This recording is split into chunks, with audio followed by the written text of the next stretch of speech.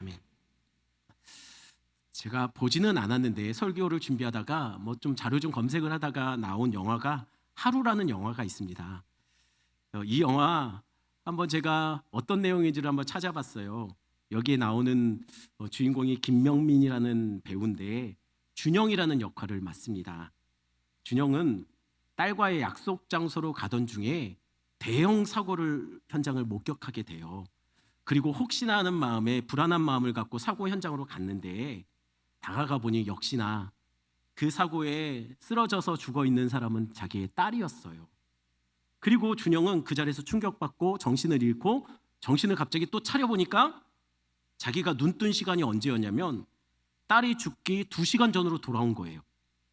그러니 이제 준영은 딸을 살릴 수 있는 2시간의 시간이 주어진 겁니다. 기회가 생긴 거예요. 그래서 준영은 열심히 딸을 구하고자 이 방법 저 방법을 막 동원을 합니다. 다 시도하는데 매번 실패해요.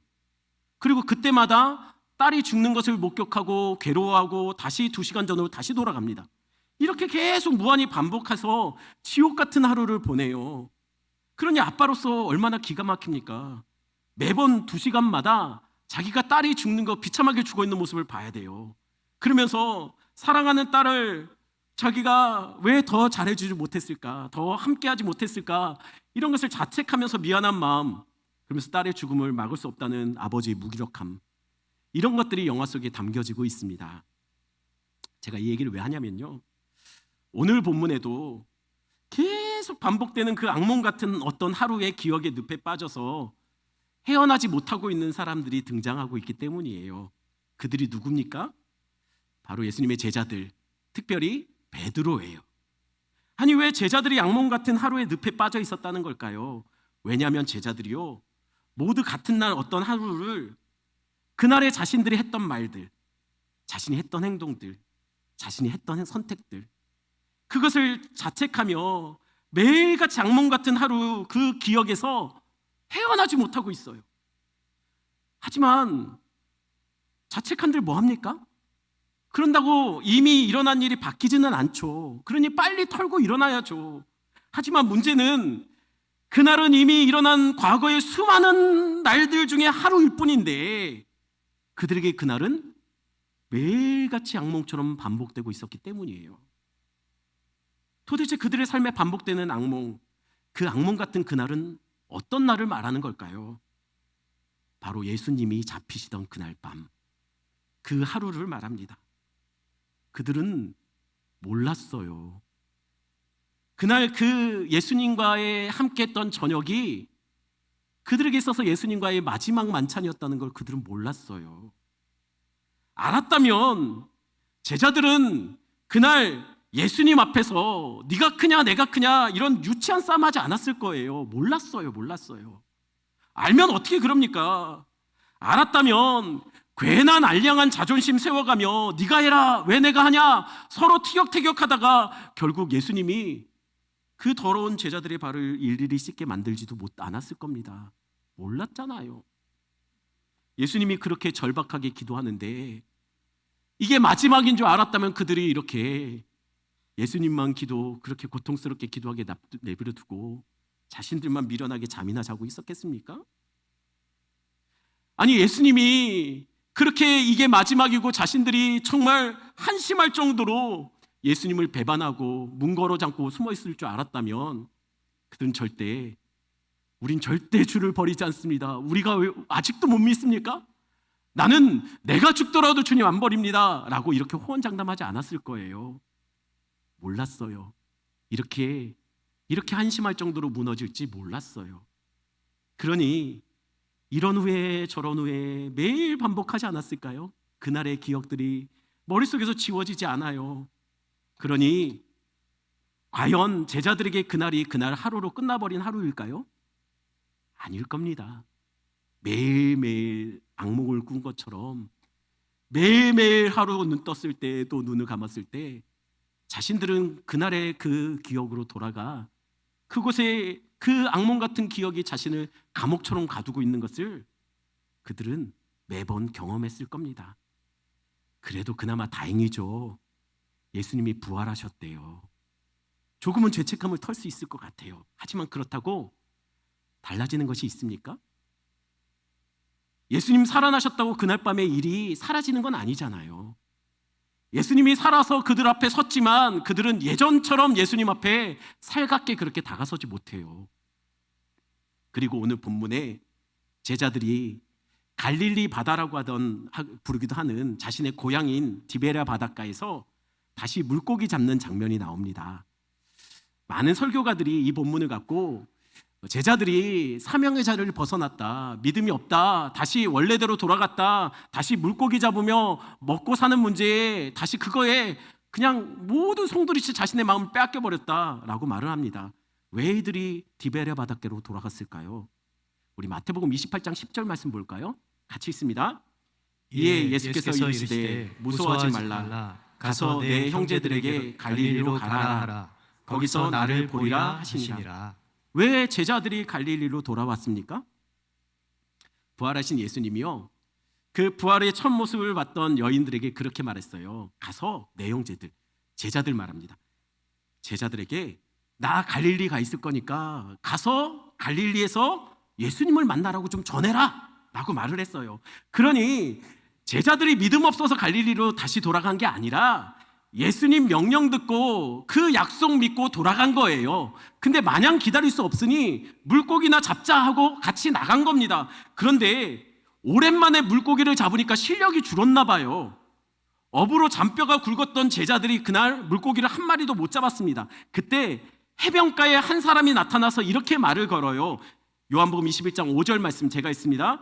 예수께서 이르시되 얘들아 너희에게 고기가 있느냐? 대답하되 없나이다.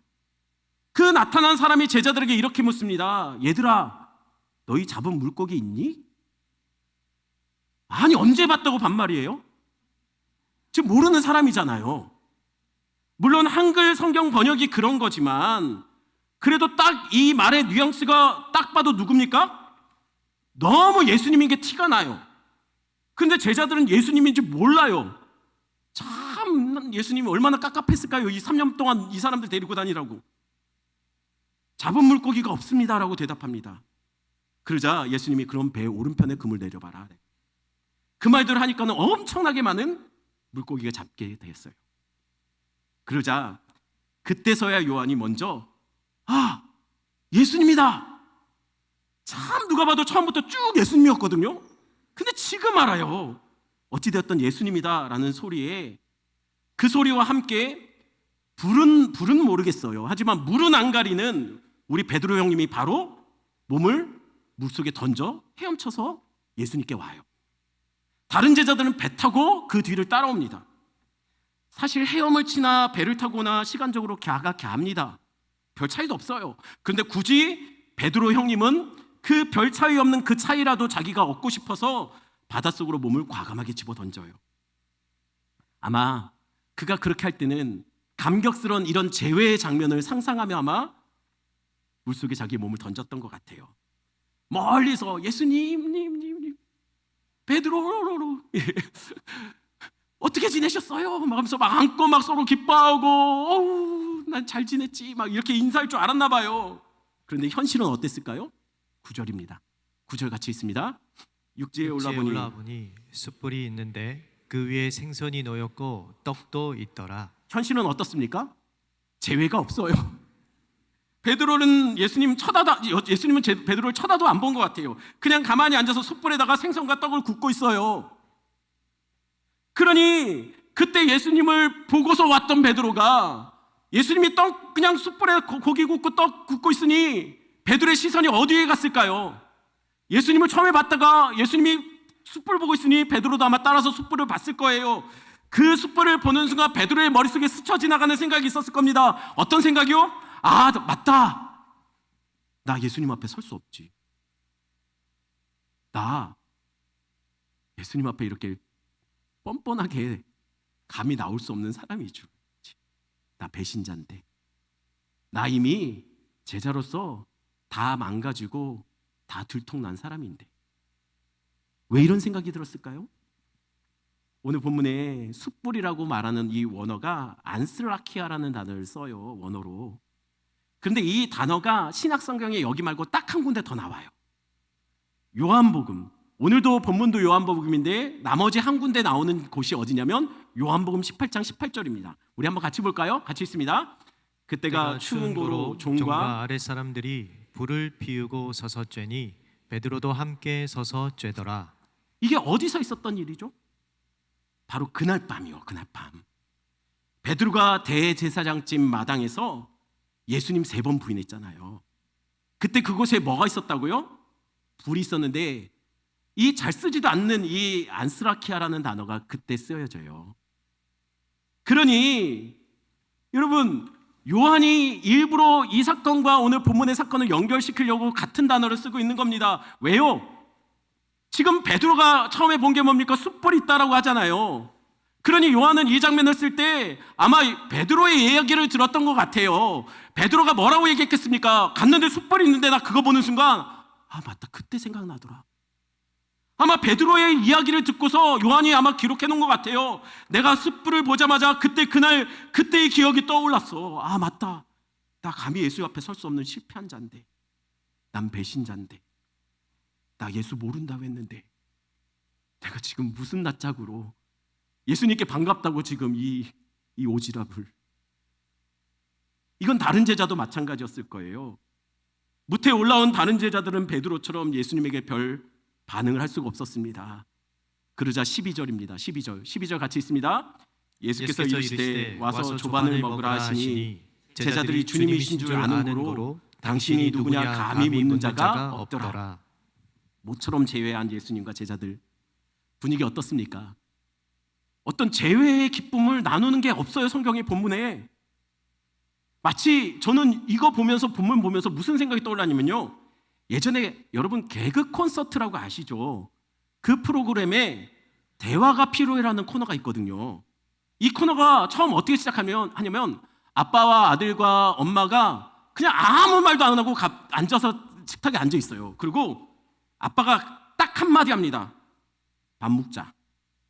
이걸로 코너가 시작돼요. 그리고 진짜 말없이 밥 한동안 먹다가 갑자기 아버지가 식탁에 수저를 딱 내려놓습니다.